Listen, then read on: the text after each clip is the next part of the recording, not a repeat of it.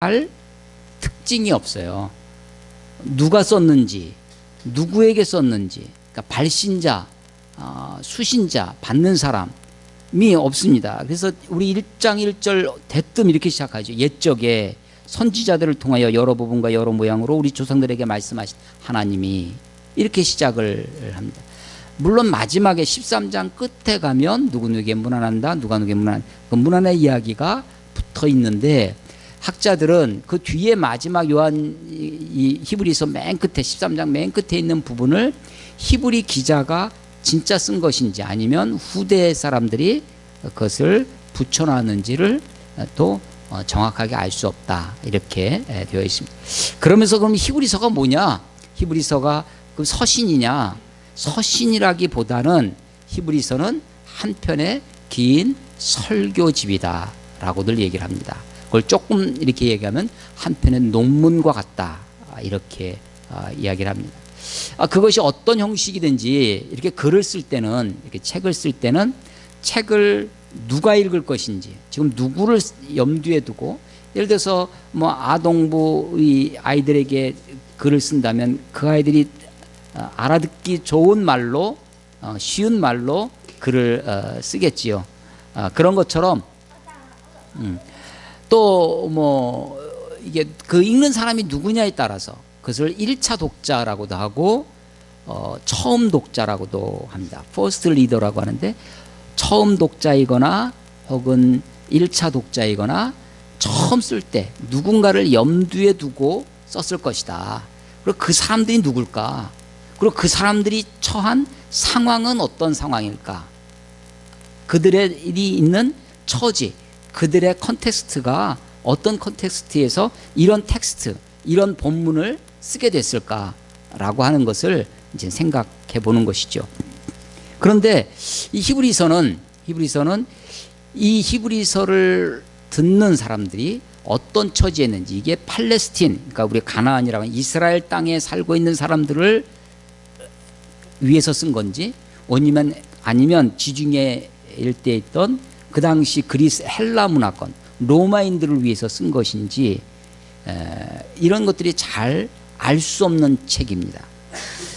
근데 한 가지는 이 책을 통해서, 히브리서를 통해서 분명하게 드러나는 것은, 이 서신을, 이 히브리서를 읽는 사람들은 유대인이겠다라는 생각을 갖게 됩니다. 유대의 문화, 유대의 전통, 유대인들이 가지고 있는 율법, 제사, 이런 구약 유대인들이 가지고 있는 것들을 아주 잘 알고 있는 사람들입니다. 그런데 이 사람들에게 어떤 위기가 닥쳐옵니다.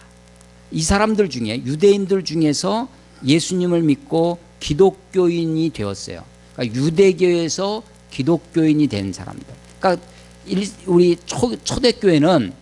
초대교회 기독교인들, 크리스찬들은 두 부류가 있습니다. 크게 하나는 유대인이었다가 기독교인이 된 유대인 크리스찬이 있고, 헬라인, 이방인이었다가 기독교인이 된 헬라인 크리스찬, 이방인 크리스찬이 있는 거죠. 근데 이 히브리서는 유대인 크리스찬이겠다. 유대교에서부터 기독교인이 된 그런 사람들이겠다라는 것입니다. 그런데 초대교회가 박해 상황이 벌어지게 됩니다. 사도행전을 읽어보시면 그 박해는 두 방향에서 오게 돼요. 한 방향은 유대인들로부터 박해가 옵니다. 그래서 바울이 전도 여행을 갑니다. 아니, 처음에 예루살렘 교회에서도 유대인들이 기독교인들을 박해합니다. 큰 박해가 일어나서 사도행전 8장에 그 박해에서 예루살렘 교회가 흩어지고 빌립이 사마리아로 가서 복음을 전하고 이런 일들이 벌어집니다.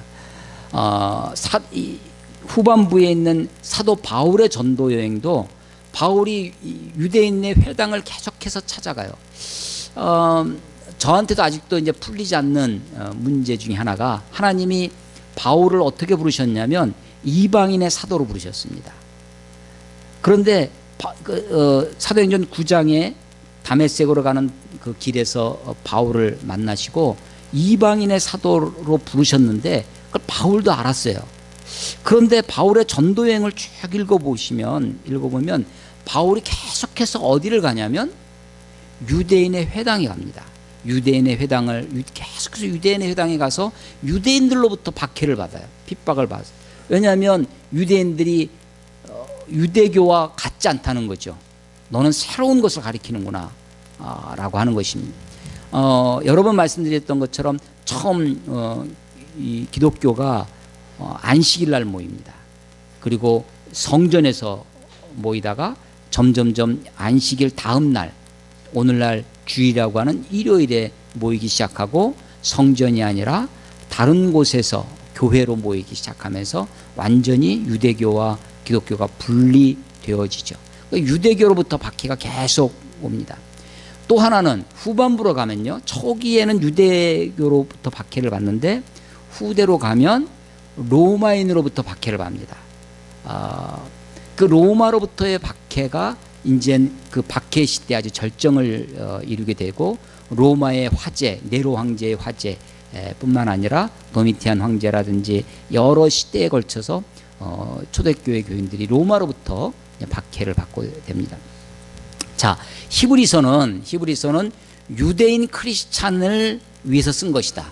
유대인의 문화, 유대인의 전통, 유대인의 역사, 유대인이 가지고 있는 율법이나 제사나 그들이 존경하는 모세나 여호수아 이야기들이 히브리서에 아주 많이 등장합니다.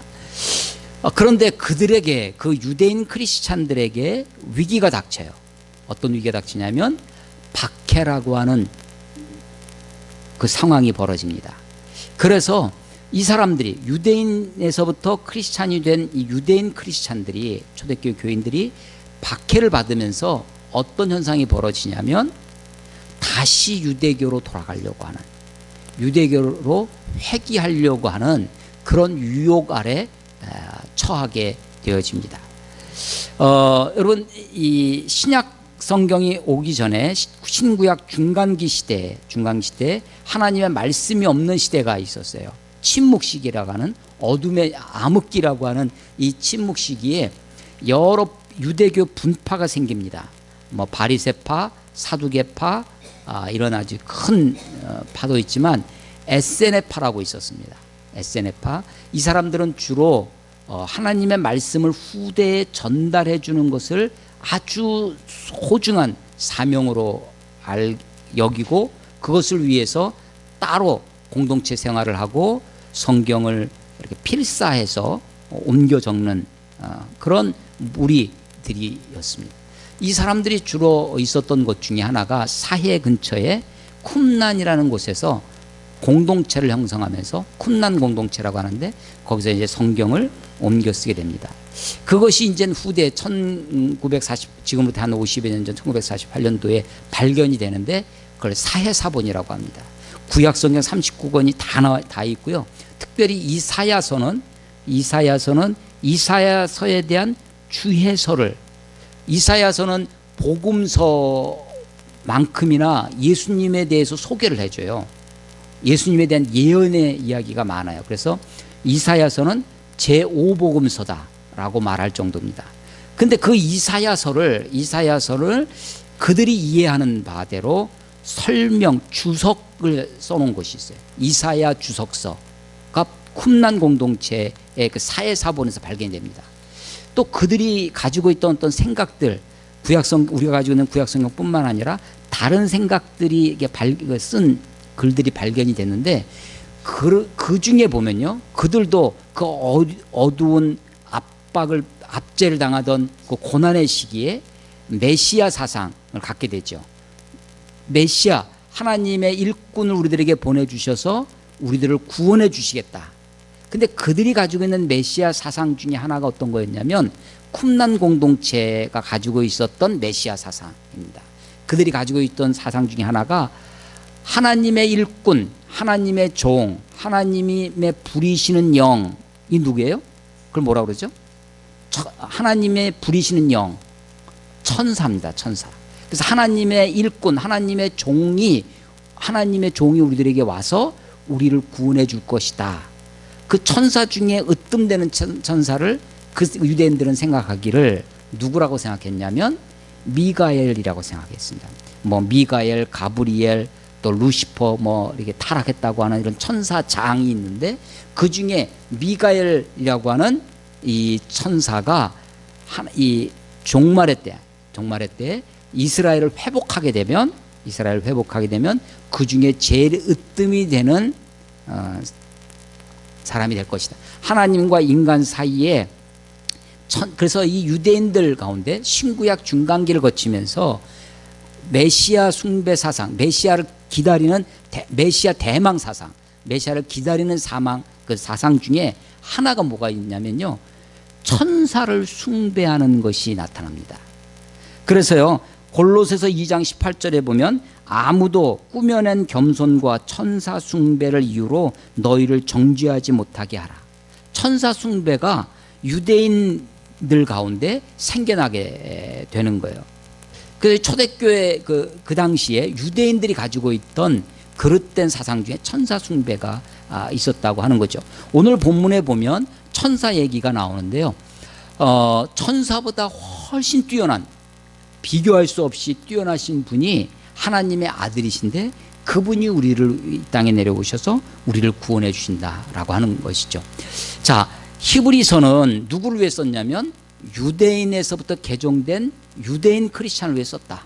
그들에게 박해라는 상황이 벌어질 때 그들이 유대교로 자꾸만 돌아가려고 하는, 복귀하려고 하는 그들을 하나님의 말씀으로 경고하고 그들에게 다시 믿음으로 인내하며 주님 오실 것을 기다리고 살자라고 하는 권면의 책, 그게 히브리서다라고 하는 것입니다. 여러분 성경을 한번 찾아보겠습니다.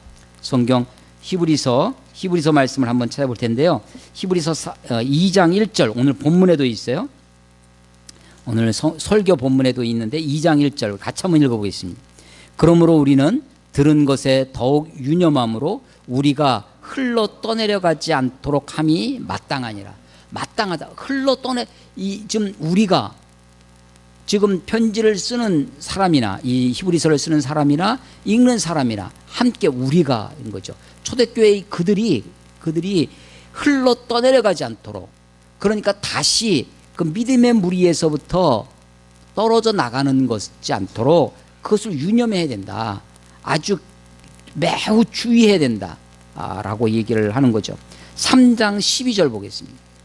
3장 12절 같이 읽어보겠습니다. 시작. 형제들아 너희는 삼가 혹 너희 중에 누가 믿지 아니하는 악한 마음을 품고 살아계신 하나님에게서 떨어질까 조심할 것이요. 예, 이게 지금 너희 그 무리들을 향해서 하는 이야기입니다. 믿지 아니하는 악한 마음으로 돌아간다는 거예요. 그래서 살아계신 하나님에게서 떨어질까, 그러니까 하나님께 왔다가 떨어진다는 거죠. 아예 하나님을 모르는 사람에게 쓰는 것이 아닙니다. 살아계신 하나님에서 떨어질까 조심해라 라는 것입니다. 4장을 가보겠습니다. 4장 1절 시작. 그러므로 우리는 두려워할지니 그의 안식에 들어갈 약속이 남아있을지라도 너희 중에는 혹 이르지 못할 자가 있을까 함이라. 두려워한다는 거예요. 안식, 영원한 안식이 우리들에게 남아있죠. 그런데 거기에 이르지 못할까, 그런 사람이 있을까 두려워해야 된다는 것입니다. 6장을 가보겠습니다. 6장 히브리서 6장 4절부터 4, 5, 6 읽어보겠습니다. 4, 5, 6절 6장 4절 시작. 한 번 빛을 받고 하늘의 은사를 맛보고 성령에 참여한 바 되고 하나님의 선한 말씀과 내세의 능력을 맛보고도 타락한 자들은 다시 새롭게 하여 회개하게 할 수 없나니 이는 그들이 하나님의 아들을 다시 십자가에 못 박아 드러내놓고 욕되게 함이라. 아멘. 예, 타락한 자들, 한 번 빛을 받고도 내세의 능력을 맛보고도 타락한 자들은 다시 새롭게 할 수 없다, 새롭게 회개할 수 없다라고 하는 거죠. 아주 무섭고 두려운 말씀이 기록되어 있습니다. 한 군데만 더 보겠습니다. 10장 히브리서 10장 26절 10장 26절 같이 읽겠습니다. 우리가 진리를 아는 지식을 받은 후 짐짓 죄를 범한즉 다시 속지 않은 죄사가 없고. 예, 아멘. 진리를 아는 지식을 받았어요. 그러니까 불신자, 무신자가 아닙니다.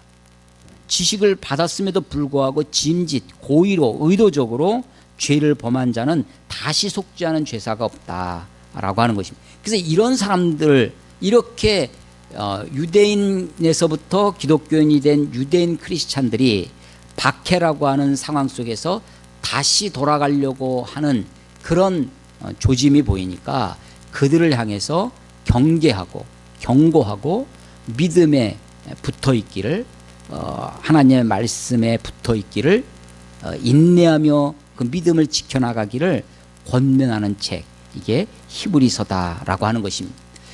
우리 한국교회는 장로교가 아주 큰 대세를 이루고 있습니다.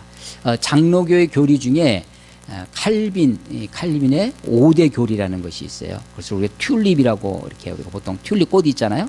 5가지가 있는데 그게 다 앞에 이 TULUP라고 하는 그 이니셜이 앞에 글자가 튤립을 이렇게 이어지기 때문에 보통 우리가 그렇게 표현합니다. 예를 들면 전적 타락, 무조건적인 선택, 제한적 속죄, 불가항력적 은총, 그리고 마지막에 5번째가 성도의 견인이라는 것입니다. 성도의 견인 우리 견인하면 얼뜻 떠오르는 건 뭐냐면 자동차를 끌고 가는 것을 견인한다고 하잖아요. 끌고 가. 근데 이미지는 비슷합니다. 끌고 가는 거예요. 그런데 한자는 다릅니다. 한자. 성도의 견인할 때는 견자가 굳셀 견자에 참을 인자예요. 누구의 거냐면 하나님이 굳세게 참으시면서 하나님이 성도를, 우리를 견디시는 거죠. 부모가 자식을 견뎌주잖아요. 하나님이 우리를 견뎌줍니다. 하나님이 인내하세요. 하나님의 인내, perseverance, 인내입니다. 인내. 그걸 견인이라고 합니다. 굳센 인내, 견인이에요. 성도를 위한, 그러니까 성도의 견인 이렇게 말을 하지만 사실은 성도를 위한 견인이에요. 하나님의 견인입니다. 하나님의 인내예요. 하나님이 우리들에게 성실하시고 하나님이 우리들에게 영원하신, 그래서 한 번 자녀, 영원 자녀, 우리가 이렇게 말을 하면서 한 번 성도가 되면 비록 그가 타락하고 범죄하고 죄를 짓더라도 하나님이 그를 끝까지 이끌어 가신다. 끝까지 인내하시면서 하나님의 백성으로 천국으로 우리를 인도하실 것이다 라고 하는 교리가, 그게 성도의 교인, 5대 교리 중에 5번째입니다. 웨스트민스터 신앙고백이라든지 도르트 고백이라는 이런 것들이 이제 장로교에서 하는 이야기입니다. 이것은 성경에서 이런 교리를 추출해 낸 겁니다. 그런데 이것과 더불어서 똑같이 그 튤립의 5가지 5대 교리와 그것에 대치되어지는 사상이 있어요. 그것이 알미니안주의라고 합니다. 감리교라든지, 우리 침례교는 이 알미니안주의와 칼빈주의가 오고 가고 있는데, 어디는 칼빈주의적인 것을 가리키기도 하고 성경에, 어디는 알미니안주의 같은 것을 가리키기 때문에 그것을 동시에 다 가리키는 것이 우리 침례교의 경향 중에 하나입니다. 오늘 제가 지금 히브리서의 몇 구절 여러분들과 함께 읽었는데, 이것은 조금 전에 말씀드린 성도의 견인이라는 것과는 완전히 배치되는 것입니다. 그러니까 히브리서만 읽으면 믿는 사람도 타락할 수 있겠구나. 한 번 빚죄임을 그 내세의 능력의 그 맛을 보고도, 진리의 지식을 받고도 타락할 수 있구나. 하나님께로부터 떨어질 수 있구나. 완전히 흘러 떠내려갈 수 있구나 라는 것을 히브리서가 이야기해주고 있는 것 같습니다. 그 완전히 다른 것을 이야기하는 거죠. 성경은 요한복음 10장에 보면 하나님이 만유보다 크신 손으로 우리를 잡으시는데 그 손에서 누구도 우리를 빼앗아 갈 자가 없다고 말씀하십니다. 요한복음 14장에 보면 성령께서 보혜사 성령을 우리에게 주시는데 영원히 우리와 함께 하신다고 하시고, 성도의 견인, 하나님이 우리를 하나님의 신실성에 비추어, 하나님의 그 신실성에 비추어 우리의 구원이 안전하다. 로마서 8장에 하나님의 사랑에서 끊을 자가 없다. 그 어떤 것도 환난이나 적신이나 기근이나 천사들이나 하늘에 있는 것이나 땅에 있는 것이나 그 어떤 것으로도 하나님이 우리를 향한 그 사랑에서 우리를 끊을 수 없다라고 하는 하나님의 사랑의 확실성, 우리의 구원의 견고함을 성경의 곳곳에서 말씀하고 계세요. 그런데 히브리서를 읽다 보면 히브리서 가운데 이런 타락의 위험이, 믿는 사람이 이렇게 타락할 수도 있는 것으로 그렇게 읽혀지는 본문도 많이 있습니다. 물론 이것을 이 두 가지 주장을 조화시키기 위한 노력들도 있고, 어떤 사람들은 그 중에 하나를 선택해서 성도의 견인이 확실하다 하는 사람도 있고, 그렇지 않다, 믿는 사람들도 얼마든지 타락할 수 있다라는 쪽으로 가르치는 분들도 있습니다. 성도의 견인을 하나님이 한번 우리가 예수를 믿고 구원받았으면 이제 천국 가게 된 거야, 하나님의 백성이 된 거야, 그 어떤 것보다 너의 구원은 확실해, 한 번 자녀 영원 자녀라는 성도의 견인을 우리가 견고히 믿으면 그런 사람들에게 어떤 일이 벌어질 것 같습니다. 하나님 이 구원의 확실성 속에 오히려 거짓 평안에 빠질 수가 있습니다. 오히려 신앙이 태만해지고 방종해지고 부도덕해질 수도 있다고 하는 것이죠. 그래서 이 성도의 견인에 대한 그것을 경계하면서 우리가 더 하나님 앞에 깨어 있어서 날마다 하나님의 이 성도의 견인에 안주해서, 난 이제 구원받은 사람이니까 이젠 죽으면 언제든지 천국 갈 수 있으니까 라고 하면서 하나님의 말씀을 오히려 등한히 여기지 아니하고, 오늘 2장 본문에도 있는데 2장 3절에 보면 우리가 이같이 큰 구원을 등한히 여기면 어찌 그 보응을 피하리요. 하나님의 큰 구원을 등한히 여기는, 그것을 아주 무시하고 가볍게 여기는 일이 믿는 사람 가운데서 벌어진다고 하는 것이죠. 믿음이 좋다, 교회 생활 열심히 하고 신앙생활 열심히 하는데 오히려 신앙은 오히려 나빠지는 것들을 우리가 보게 된다라고 하는 것입니다. 그래서 이 성도의 견인을 믿으면서 그 믿음, 하나님이 나를 구원하셔서 그 구원의 확실성, 구원의 확신을 가지면서 동시에 이런 타락의 위험, 내가 이렇게 떨어질 수도 있구나라는 경계의 심, 내가 신앙을 날마다 깨어 있어 하나님 앞에 경성하며 신앙생활하는 것이 우리들에게 필요하겠다라고 하는 것입니다. 한편으로는 이렇게 타락한 사람들은 우리가 보기에 저 사람은 아주 훌륭하고 신앙생활도 열심히 하고 뭐 심지어는 목사가 되고 심지어는 장로가 되고 그렇게 했어도 사실은 근본은 거듭나지 않았구나, 근본은 하나님의 자녀가 아니구나, 그러니까 저렇게 타락하지 라고 생각할 수도 있습니다. 여하간 하나님의 말씀, 이것도 가르쳐 주시고 저것도 가르쳐 주시니까 그것을 우리가 어느 한 것을 논리의 틀로서 하나를 선택할 것이 아니라 성경이 말씀하시는 대로 우리가 이 말씀을 받고 이 말씀을 붙들고 살아야 되겠다라고 하는 것입니다. 오늘 설교의 제목이 오늘도 말씀하시는 하나님인데요, 1장 1절에 보면 옛적의 선지자들을 통하여 여러 부분 여러 모양으로 우리 조상들에게 말씀하신 하나님이, 하나님이, 이게 주어가 맨 끝에 나와 있죠.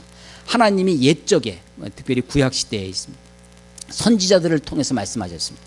여러 모양 여러 부분 여러 모양으로 여러 가지 방식으로 말씀하셨습니다. 선지자들이 다양한 모양으로 말씀하셨습니다. 하나님이 실제로 선지자를 통해서 말씀하시기도 하고 역사를 통해서도 말씀을 하시기도 하고 자연을 통해서도 말씀하셨습니다.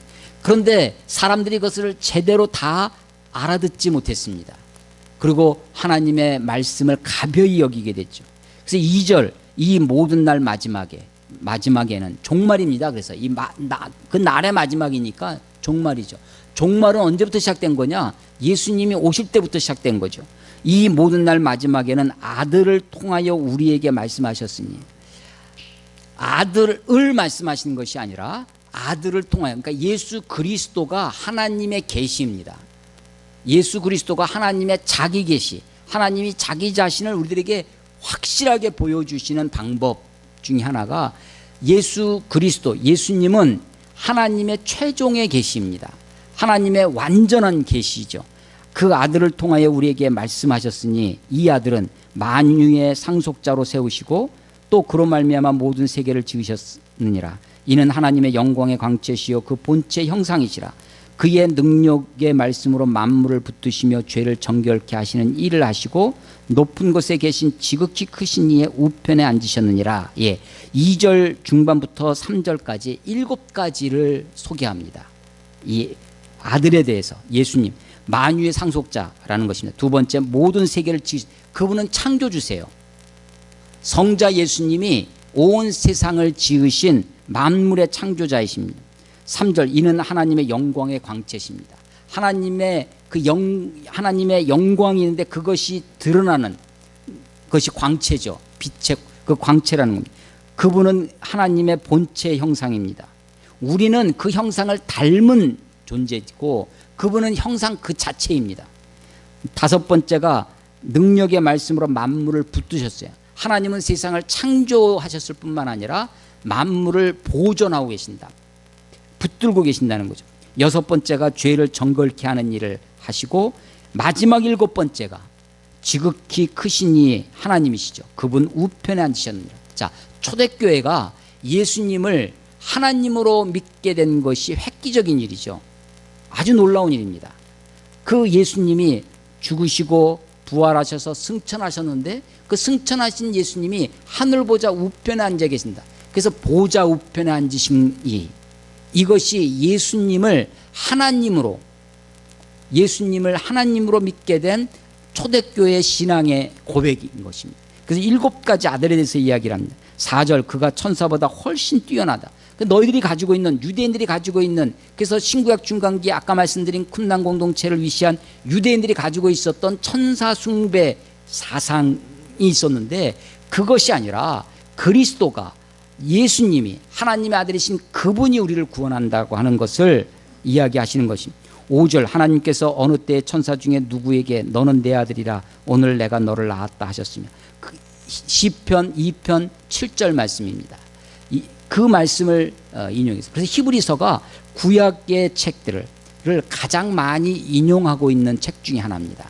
많은 시편, 구약의 레위기뿐만 아니라 구약의 여러 책들을 인용하고 있는, 신약에 있으면서도 굉장히 구약적인 책이 히브리서가 되는 것입니다. 6절, 또 그가 맏아들을 이끌어 세상에 다시 들어오게 하실 때 하나님의 모든 천사들은 그에게 경배할지어다. 그가 미가엘이라 할지라도, 그가 가브리엘이 아무리 천사장이라 할지라도 아들 그 예수님께 그분을 예배해야 된다는 것입니다. 7절, 또 천사들에 관하여는 그는 그의 천사들을 바람으로 그의 사역자들을 불꽃으로 삼으시. 하나님은요 사람을 그렇게 다루신 적이 없습니다. 불꽃으로 바람으로 여기신 적이 없습니다. 하나님은 우리들을 비천한 나를 하나님이 존귀히 여기사 나를 당신의 일꾼으로, 당신과 함께 동역자로 우리를 삼으시지 불꽃으로 바람으로 비인격적인 대상으로 우리를 여기지 않으세요. 근데 천사는 아무리 능력이 마이티해 보여도, 능력이 많아 보여도, 천사가 아무리 위대해 보여도 그는 하나님의 불꽃, 하나님의 바람으로 쓰임받는 존재일 뿐입니다. 하나님의 도구라는 것이죠. 8절, 아들에 관하여는 하나님이여 주의 보좌는 영영하며 주의 나라의 규는 공평한 규이다. 이 규는 황제가 봉토를 줄 때 신임을 받는 도장과 같은 것인데, 이렇게 이런 패인 것도 있고 뭐 도장 같은 형태도 있고 하는데, 이 왕권을 상징하는 그런 지팡이 폴이라고도 하고 규라고도 합니다. 그 주의 보좌, 이 아들은 하나님의 권세, 하나님의 주권을 가지고 계신 보좌에 앉으신, 그 보좌는 영원한 보좌고 그 나라는 그 나라의 권세는 아주 공평한 규가 된다라고 하는 것입니다. 그래서 천사에 대한 쭉 이야기를 하는데 천사보다 더 뛰어난, 그래서 히브리서 여러분 아침에마다 큐티하시고 읽어보실 때 뭐뭐보다 더, 뭐뭐보다 더, better, 더 좋은, 더 나은, 더 뛰어난, 그래서 그 어떤 것보다도 예수 그리스도가 뛰어나신 분이라는 것을 이야기합니다. 2장 1절, 그러므로 우리는 들은 것에 더 유념하여. 그래서 이 천사라든지 혹은 여러 같은 그 핍박의 위협으로부터 다시 돌아가려고 하는 그들을 향해서 너희가 그 들은 바 하나님의 말씀에 유념해야 된다. 주위에서 흘러 떠내리지 않도록 해야 되겠다. 천사들을 통하여 하신 말씀이 견고하게 되어 모든 범죄함과 순종하지 아니하는 자들의 공정한 보응을 받았거든. 예, 천사들을 통하여 하신 말씀, 1장 1절에 선지자들을 통하여 하신 말씀처럼 구약에 있는 말씀들을 통칭하는 것입니다. 한마디로 율법이죠. 이 율법이 왜 견고하냐? 율법은 처벌이 있기 때문에 그렇습니다. 율법을 어기거나 율법을 지키지 아니하면 그 처벌 앞에 그 율법이 견고해지는 거죠. 율법이 아주 무서운 것이 되는 것입니다. 그런데 3절, 우리가 이같이 큰 구원을 등한히 여기면 어찌 그 보응을 피하려.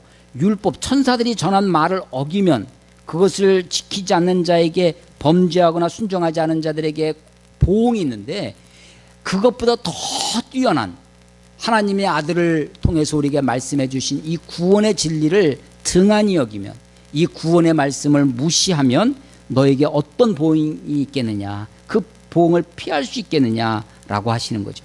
그러면서 3절 중간에 이 구원은 처음에 주로 말씀하신 바요.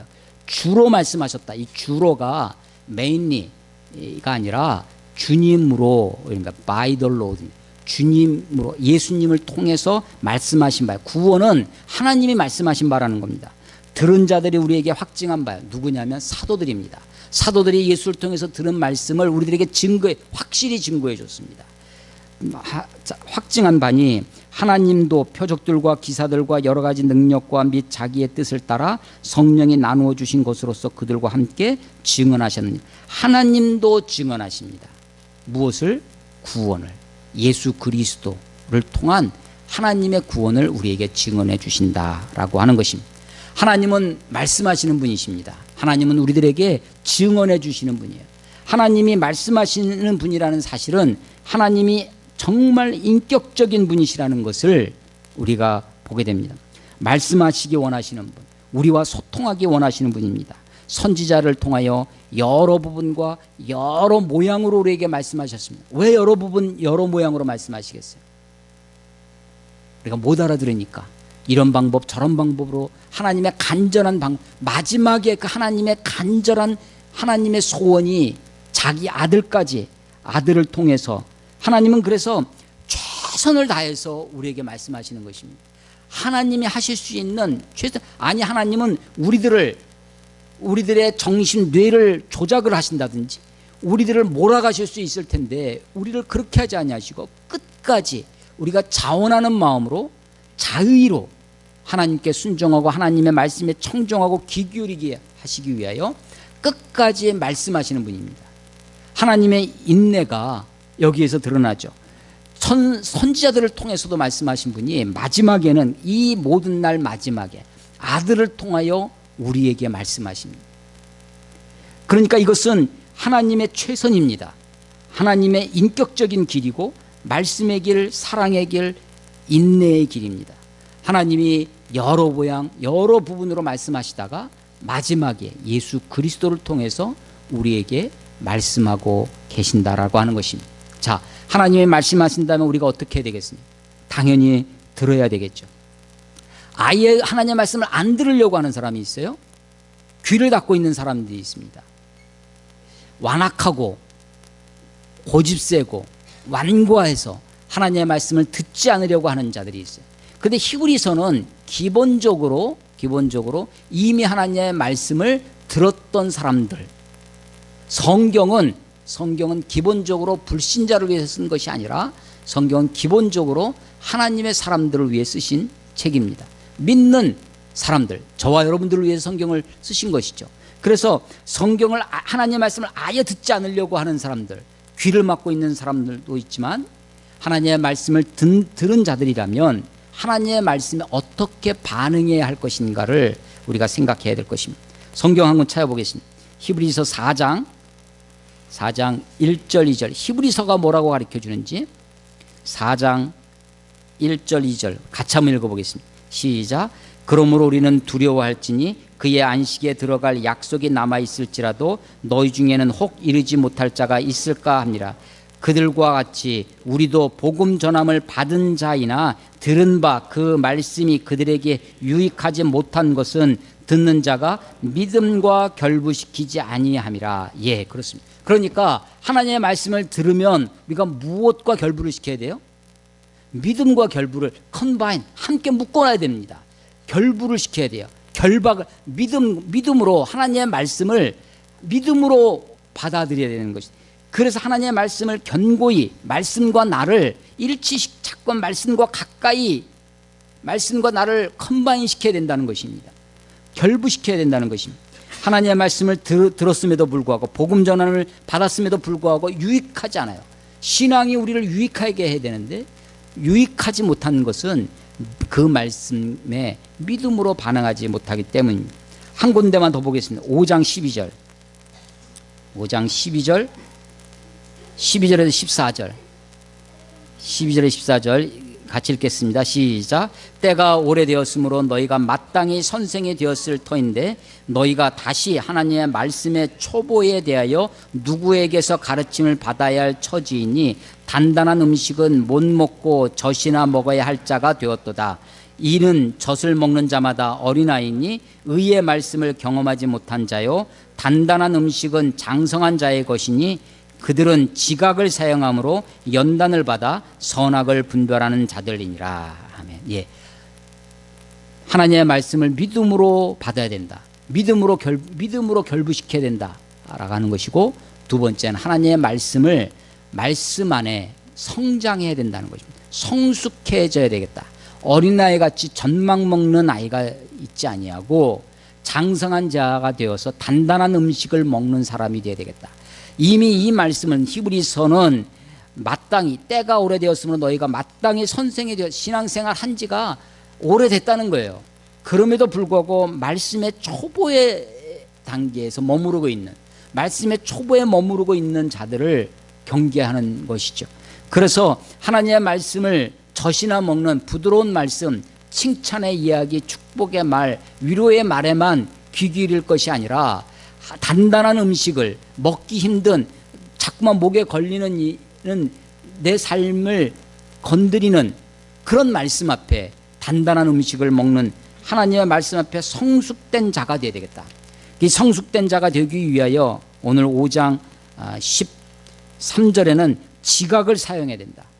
그러니까 생각해 보라는 겁니다. 하나님의 말씀을 건성으로 읽는 것이 아니라 내 지각을 사용해서 하나님의 말씀을 생각하며 읽어야 된다는 거죠. 두 번째는 연단을 받아야 된다는 거죠. 고난이 말씀을 단단한 음식을 먹게 하는 중요한 요소가 됩니다. 히브리서 5장 8절에도 보면 그가 아들이시면서도, 예수님을 두고 하시는 말씀이죠. 그가 아들이시면서도 받으신 고난으로 순종함을 배워서 온전하게 되셨은즉. 아니, 성경에 예수님이 무엇을 배웠다라고 하는 유일한 구절이라고 합니다. 하나님의 아들이신 그분이 뭘 배워야 되겠어요? 그런데 그분이 순종함을 배웠답니다. 무엇을 통해서? 고난을 통해서. 그가 아들이시면서도 받으신 고난으로 순종함을 배워서 어떻게 됐냐면 온전하게 되셨습니다. 예, 순종을 배워야 온전해집니다. 순종을 배우지 않고서는, 고난을 통해서 순종함을 배워 온전하게 됩니다. 자, 하나님은 지금도 우리에게 말씀하시는 분이십니다. 말씀하신 하나님은 참으로 인격적인 하나님이십니다. 우리가 들을 때까지 여러 가지 여러 모양으로 마지막에는 아들을 통해서까지 말씀하시는 분이십니다. 하나님은 최선을 다해서 우리에게 말씀하고 계십니다. 완악한 우리가, 고집센 우리가 하나님의 말씀을 듣지 않으려고 귀를 막고 살지 아니하고 하나님 귀를 열고 마음을 열고 하나님의 말씀을 받아야 될 것입니다. 하나님의 말씀을 받을 때 믿음으로 받는, 하나님의 들은 바 하나님의 말씀을 믿음으로 결부시키는 우리가 되었으면 좋겠습니다. 이 말씀을 단 젖을시나 먹는 어린아이 같은 신앙에서 단단한 음식을 먹는 장성한 자로 성장하기 위해 우리가 지각을 사용해서 성경을 연구해 보시고 생각해 보시고, 그리고 고난을 달게 받음으로 고난을 통하여 연단함을 받아 성숙한 신앙, 성장하는 그리스도인 다 되시기를 주의 이름으로 축원합니다. 기도하겠습니다. 하나님 아버지, 은혜를 감사합니다. 오늘도 말씀하시는 하나님, 하나님의 말씀 앞에 귀를 기울여 마음을 열고 청종하게 하시고 믿음으로 받아 순종함으로 온전하게 되는 하나님의 사람들이 다 될 수 있도록 아버지 하나님 인도해 주시옵소서. 하나님, 세상도 우리들에게 각종 메시지를, 수없는 말들을 걸어옵니다. 하나님, 세상의 말에만 귀 기울이며 살지 아니하고 하나님의 말씀에 귀 기울여 사는, 주의 말씀을 쫓아 그 말씀을 붙들고 살아가는 하나님의 백성들 다 될 수 있도록 하나님 축복해 주시옵소서. 예수님 이름으로 감사하며 기도드렸사옵나이다. 아멘.